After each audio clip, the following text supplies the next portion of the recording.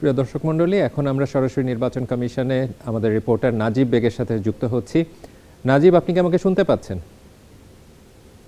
নাজিব, আমাদেরকে সর্বশেষ যে ভোটের আপডেট রয়েছে ফল ঘোষণার, সেটি সম্পর্কে জানাবেন।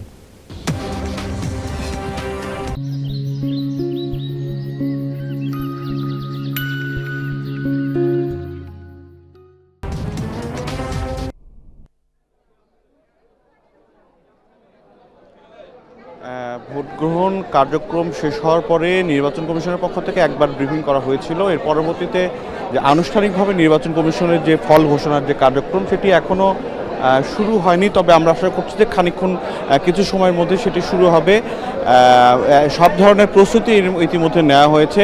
আমাদের সঙ্গে আছেন আমাদের সহকর্মী নওশীন আছেন। নওশীন, আপনি সারাদিন যেহেতু নির্বাচন কমিশনে ছিলেন, এর আগে সম্ভবত 36,000 কেন্দ্রের একটি তথ্য নির্বাচন কমিশনের পক্ষ থেকে দেওয়া হয়েছিল, যে কত শতাংশ ভোট সেখানে কাস্ট হয়েছিল, সেটি বিস্তারিত যদি আমাদেরকে জানান।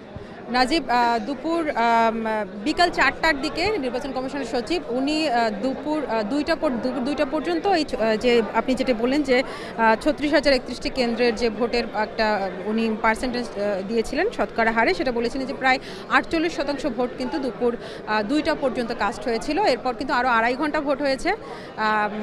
আশা করি যে কিছু ভোট গণনা শুরু হলে হয়তো মোট সারা দেশে মোট কত শতাংশ ভোট কাস্ট হয়েছে এটা তারা জানাবে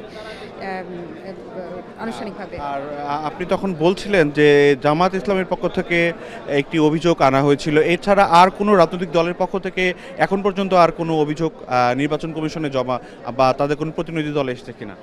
না নাজিব, আমরা আজকে দুপুরের পর জামাত ইসলামী থেকে, জামাতের যে 11 দলীয় জোট থেকে কিছু প্রতিনিধি দল এসেছিল। তারা নরসিংদীর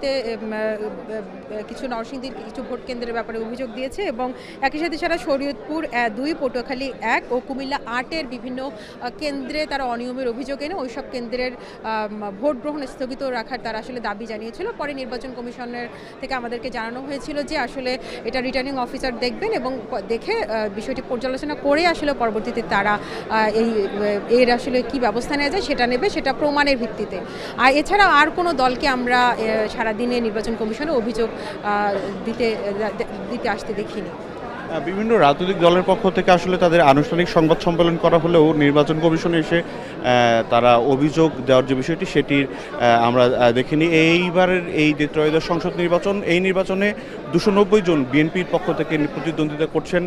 এরপরে প্রার্থীদের তালিকায় যারা রয়েছেন, ইসলামী আন্দোলন, তাদের 254 জন প্রার্থী রয়েছেন।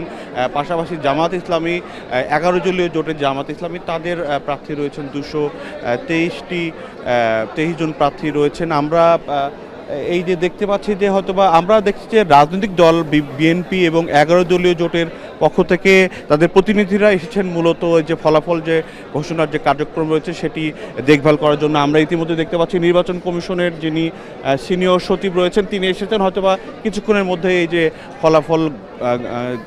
যে ফলাফল ঘোষণার যে কার্যক্রম সেটিও শুরু হয়ে যাবে।